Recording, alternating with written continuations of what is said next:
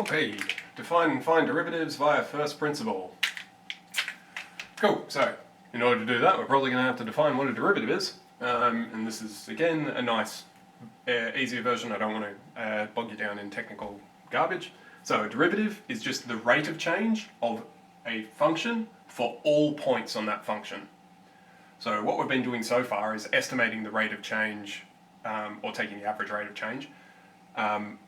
We've been estimating the instantaneous rate of change at one particular point on a function. If we wanted the instantaneous rate of change at another point, we had to redo all that work. Okay, well, what if there was a way to find the instantaneous rate of change, not by an estimate, but doing it exactly, and we could do it simultaneously for the entire function? That would save us a lot of time and effort. So, this seems like it's worth investing a bit of time in. Cool. First principle is this monstrosity in red, but we'll generate that in a bit of an easier thing. You can just memorize it if you want. I'd probably avoid it. It's not all that worth your time, but we'll generate it and we'll work to it. Okay, so we'll start with something nice and easy. F of x is x squared. I want to know what the instantaneous rate of change is at, let's say, 1. At x equals 1, I should say. Okay.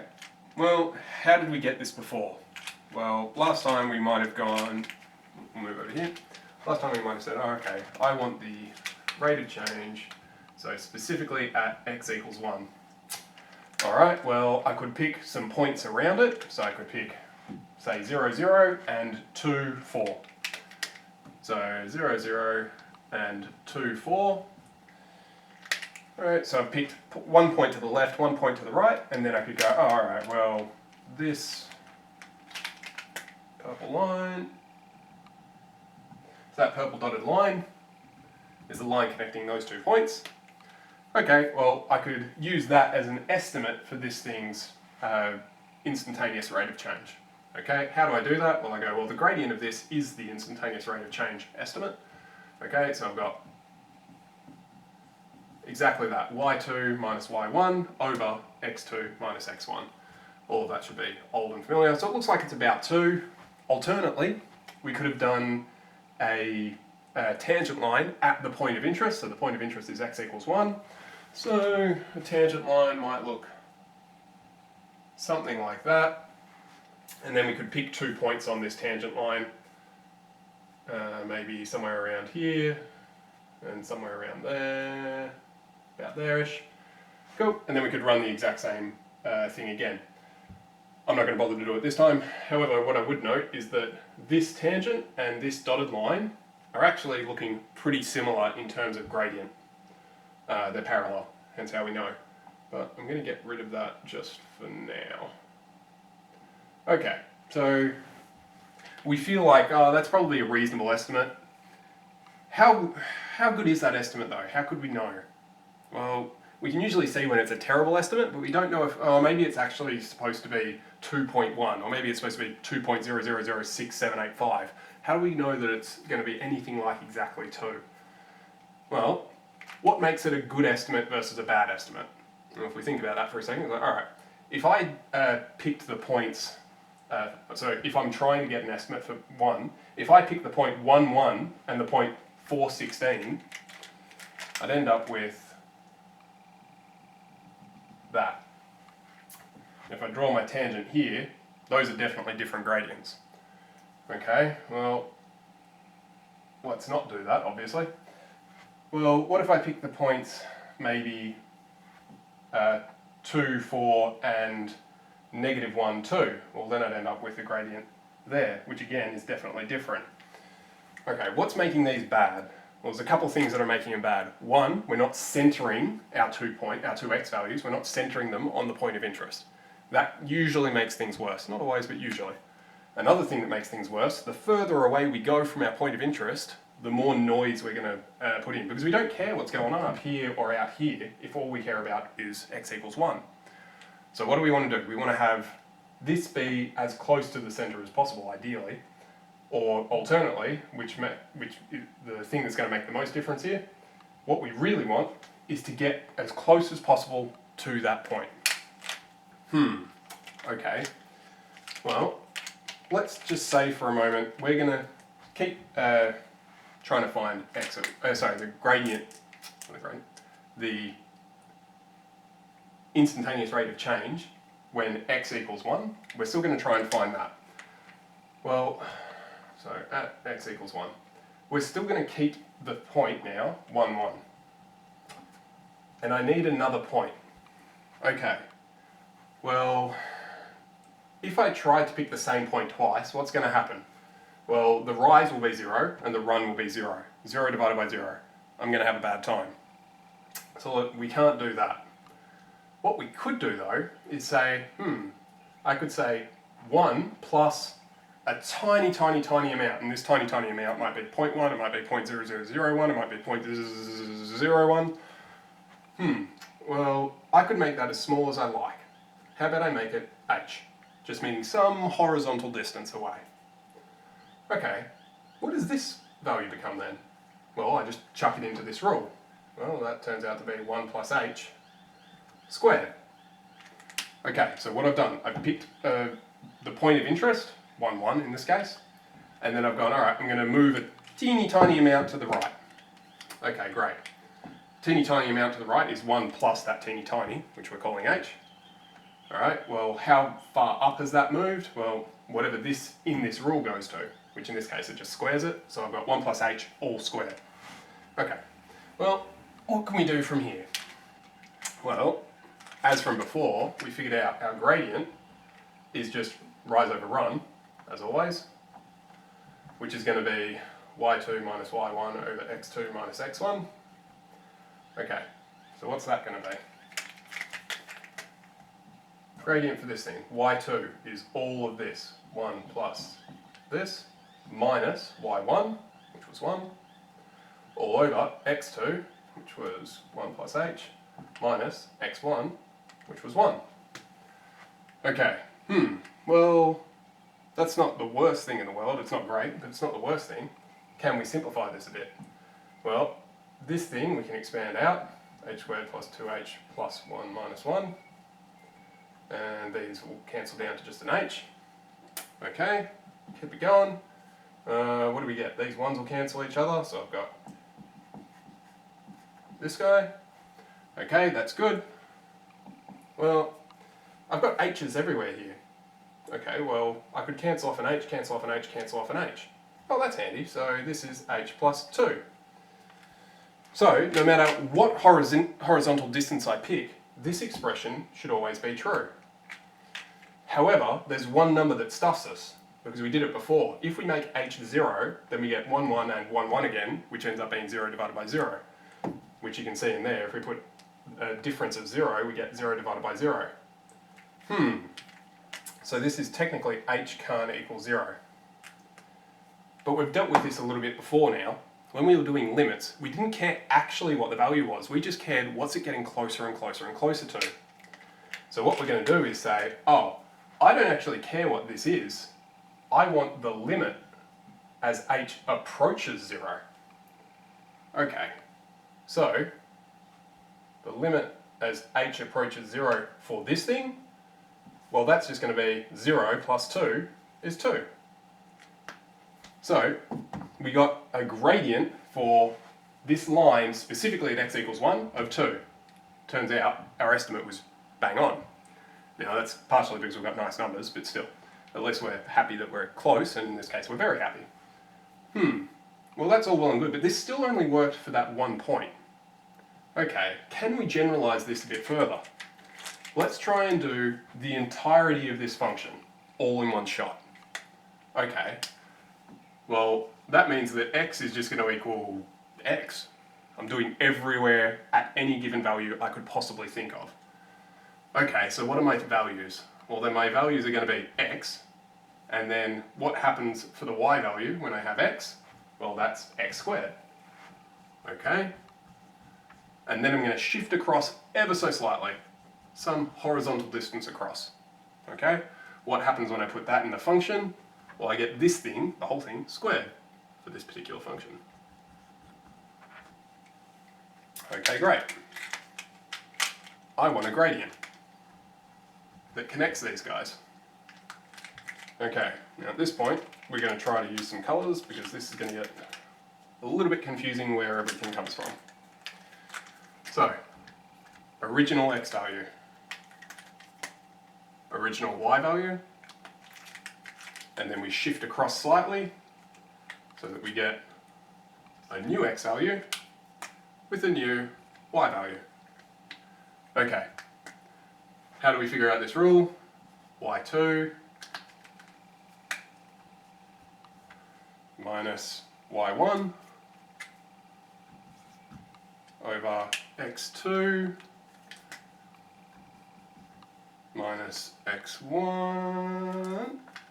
Ooh. Getting there we go. Minus x1. Okay, well, now we've just got to plug and chug. You are most welcome to try and race ahead or pause the video if you want. We're going to do this bit by bit. Okay, this thing is this guy. I'm going to choose to expand this right away, just because I've got limited board space, but you can just do this bit by bit if you've got enough paper. Cool, this thing expanded would be x squared plus 2xh plus h squared, or I should do 2hx rather, just so that we're in alphabetical order. Cool. Minus all of y1, which is x plus h, over x2, which is, hang on, my colours are wrong. Oh good. Hold on a second. That should have been y1, and this should be x plus h. Oops, should be x2 rather. Terribly sorry about that. Okay. So y1 should be x squared, that's looking better. And then x2, which is x plus h, minus all of x1, which is just x. And I should have put this in brackets to be safe. So yeah, because we're minusing an entire term, it's usually safer to put the whole thing in brackets. In fact, if you want, you can do brackets there and brackets here as well, just to keep yourself super safe. Cool, alright, can we simplify this down? Well, yeah we can, because there's definitely some stuff going on here. Alright, I've got an x squared and an x squared, so x squared minus x squared, those two will knock each other out, so I've just got the top bit, 2hx plus h squared, over x plus h minus x, x's kill each other, just got h left over. Brilliant. Well, we've got this thing, right? We don't care what this value is, we just want what happens as h goes to 0. If I try to sub in 0 now, I'll get 0 divided by 0 errors. That's no good to me. So, we do a little bit of sneakiness and say, ooh, I've got h's everywhere, I can cancel that off. So now I've got 2x plus single h, everything divided by h, that's gone, brilliant. Okay, so we want the limit of this as h approaches 0 for this guy.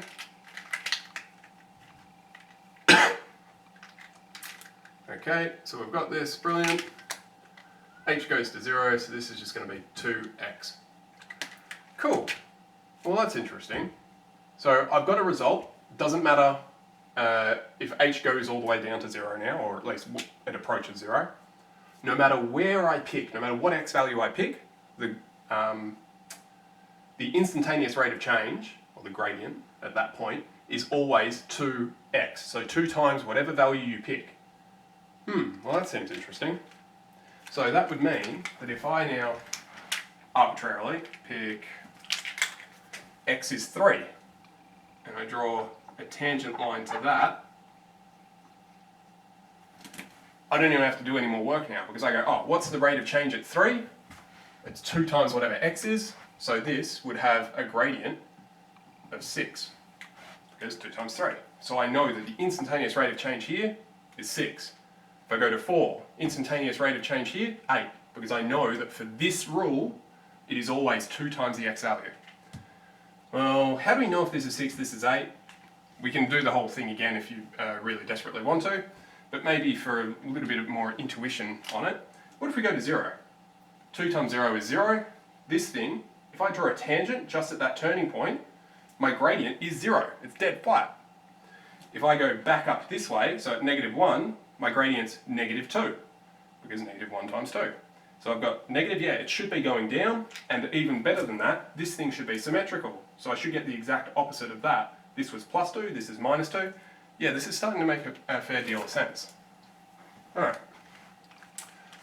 Well, that's all well and good. What if we've got a slightly more irritating function to deal with? Here's one I prepared earlier. Now, notice that when we did this, we didn't need the graph at all. We're only doing that graph so that we can see what we're talking about with the rise and the run. Okay, well, can we generalize this so that we don't have to draw graphs ever again? Well, yeah, we can.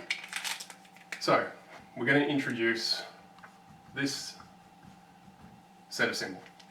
So, f, this is called prime of x. So, prime usually means a difference or a change, depending on the context. This very much means change. It means the rate of change, particularly. So this concept is the rate of change of a function, or in other words, the derivative of a function. Excuse me. Now notice that this still has x as an argument, so what it spits out could be a pure number, but most of the time you'll have x's in this result, because for most lines, it depends where you are as to how steep or shallow the line's going to be. Okay, well, we said that this, effectively, is describing the gradient just before. But we know that the gradient is just this stuff. Okay, well, if we have some random function, then y2 is the output from putting h in that function. So let's go f of x equals exactly that, some function of x. Okay. Let's just say for any.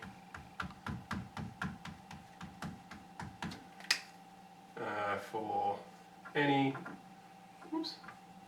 function of x. Alright, well then we need y2 and y1. Alright, I have some weird and wiggly line. I have no idea what the rule for that is, but because I've just made it up, but could be anything.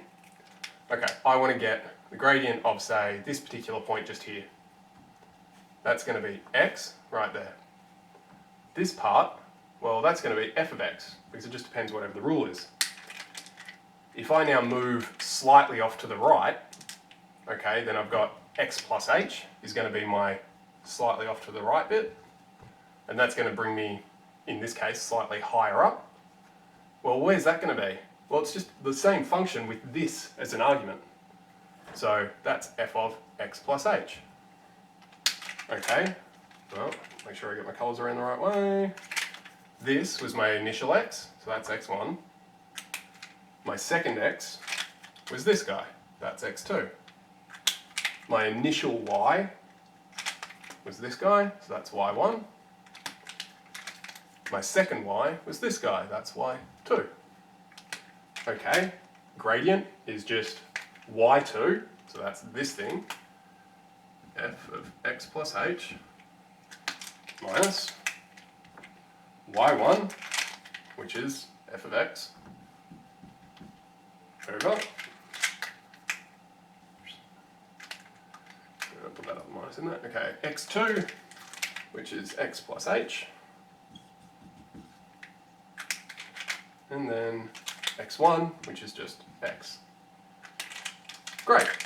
Well, we can neaten that up slightly. This we can't do anything with because it depends on what the function is.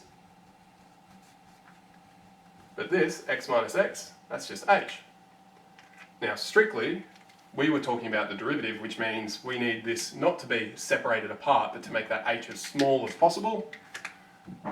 So we want the limit as h approaches 0 for that. Beautiful. Okay. So we've got that. Cool. Well, let's try and apply this to a more complicated function then. Okay. Yep, alright. We have got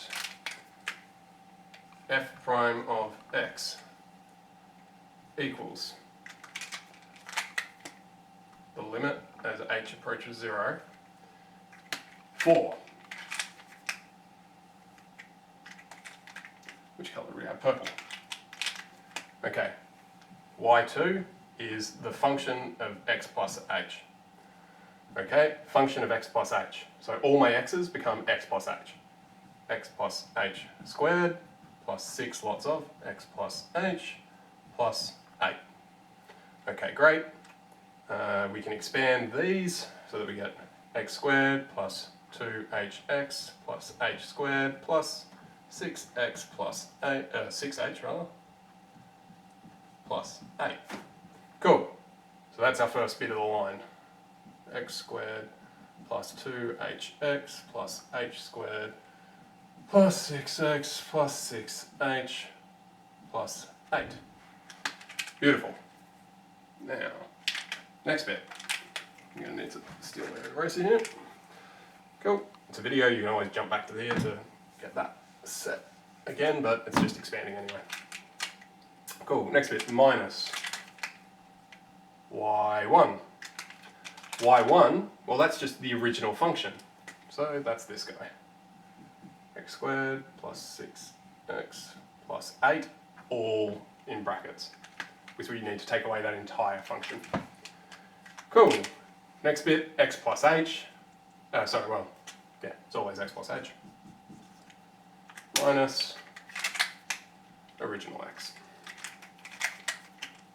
So x2 minus x1. Brilliant. Can we simplify this? Oh yeah.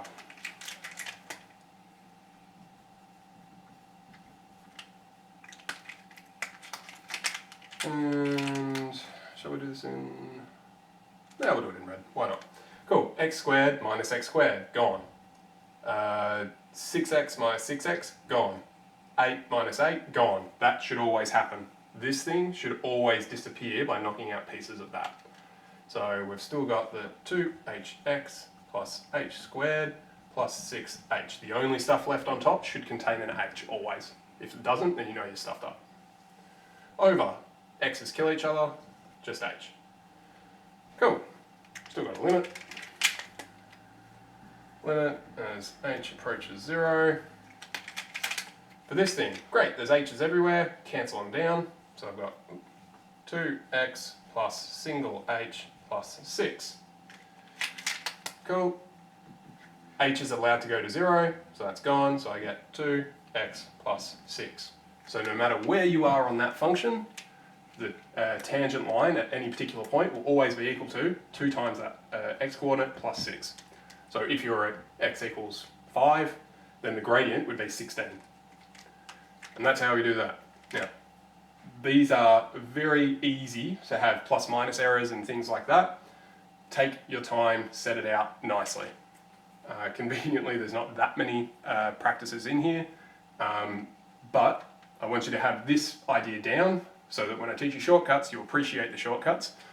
And for now, it's also going to make sure that you're okay practiced at expanding and not making dumb errors and being irritatingly human. So, takeaways from this. A derivative you can think of as the instantaneous rate of change or the gradient for a function, not just at one point, but at any point along there. So it will usually be a function of x. And that's about it. So that's 17A? And I think I said 7A before, but it should have been 17A. Cool. That's that. We'll do 17B next, which will have lovely shortcuts in it. But for now, definitely have a go at this first, because otherwise the next bit won't make much sense. Good luck to you all. Email if you got trouble as always. Cheerio.